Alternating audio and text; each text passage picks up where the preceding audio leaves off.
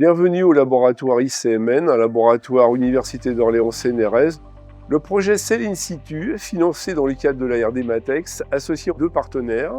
Le laboratoire ICMN, spécialisé notamment dans l'étude des nanomatériaux, et la société Xenox, spécialisée dans la fabrication d'équipements de mesure basés sur les rayons X.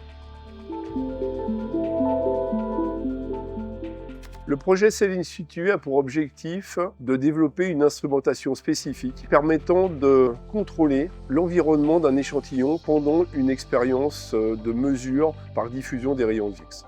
Mesurer, c'est bien, mais mesurer pendant que le matériau évolue, c'est mieux.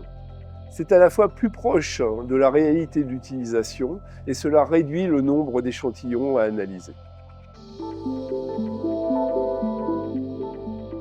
L'idée de pouvoir suivre l'évolution, la dégradation ou simplement le vieillissement d'un matériau multicomposant, c'est-à-dire un multimatériau, dans des conditions réelles d'utilisation de ce matériau, c'est-à-dire pendant que le phénomène se produit. Pour cela, il faut construire, produire et contrôler l'environnement de l'échantillon pendant la mesure. C'est l'idée de ce développement de cellules environnementales. Nous avons développé il y a quelques années un premier four pour l'équipement SAX-GISAX du laboratoire, mais nous avons identifié au fur et à mesure du temps plusieurs limitations à celui-ci, notamment le fait qu'il ne puisse monter qu'à 500 degrés et qu'il soit dans un environnement sous vide limité. Pour de nouveaux besoins de la recherche, le cahier des charges ici était de développer une cellule environnementale sous vide poussé avec un alignement fin de l'échantillon et un contrôle de la température et de l'environnement gazeux. Pour réaliser ce type de dispositif expérimental, il faut passer par plusieurs étapes. Tout d'abord, il faut traduire le besoin des chercheurs en spécifications techniques. Ensuite, il faut concevoir et faire fabriquer l'ensemble des pièces du système. The environmental inlet cell consists of different components and each component has its unique features. The different components are the cylindrical cell, the environmental inlet flange, the goniometer and the optical instrument. The cylindrical cell is designed to be compact and it is the house for the furnace where the sample is being placed, and it also helps us have a precise environmental condition due to its compact nature. The cell consists of windows for inlet and exit X-ray. The main feature of this cylindrical cell, it has an huge X-ray outlet which helps us measure GSAX and GVAX simultaneously.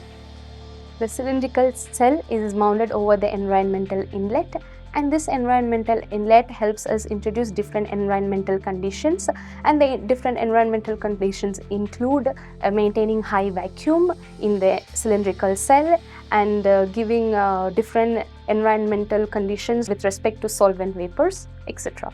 For aligning the sample with respect to the X-ray, we have 3 goniometers and a 360-degree rotational stage. Additionally, we have a Z translation to compensate the thermal dilatation.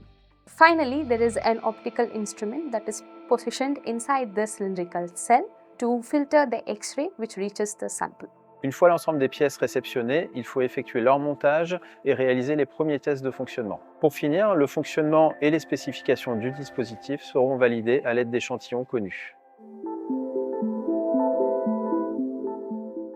Cette cellule est amenée à être déployée sur notre système actuel de diffusion des rayons X, situé à l'ICMN et sur les dispositifs et équipements futurs, dans différents domaines d'application. Par exemple, pour connaître comment s'organise un nanocomposite formé d'une matrice polymérique dans lequel sont insérées des charges carbonées ou métalliques. C'est l'objet du projet CODEC de la RD Matex, ou si un alliage multicomposant est homogène ou non. C'est une partie du projet ARD Placide. Cette cellule est amenée à être commercialisée par la société Xenox dans sa gamme de produits actuels SAX-WAX à destination du monde académique de la recherche ou à finalité industrielle.